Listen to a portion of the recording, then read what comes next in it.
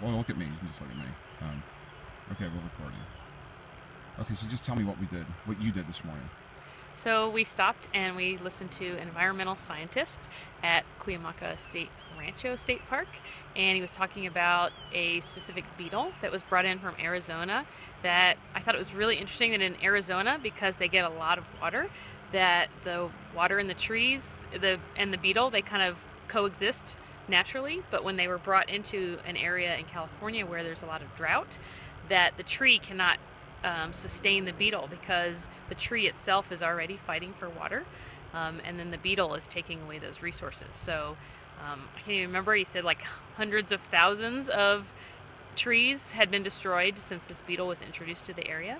So they talked about all their conservation efforts in trying to get people to contain the wood within that space so that it wasn't being taken out of the park. What did Michael do with you? You were walking with Michael. What was he doing there? What were you guys talking about? I was asking him actually how he got a job at, there and what his background was, because I'm always interested how people end up in jobs like this, because where I grew up I never heard of people having jobs like this, and it's really cool. So he had a background where he went into wildlife management first, and then he moved into environmental science. So I was kind of just asking him what path he had taken to end up on that project. And he kind of walked us around a little bit, didn't he? Tell me about that. He did. He was showing us the different types of trees that are in that area and taught us how to identify the different trees. And he also taught us how to look for where the beetles come out of the trees.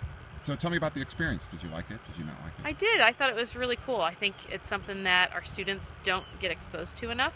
I really think it's important for them to understand what happens in their own community to try to sustain the integrity of where they live for future generations. So how was it for you, Jen? How was it for you?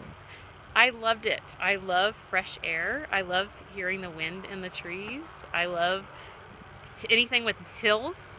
And Ranger Mike was very knowledgeable as well, which was helpful.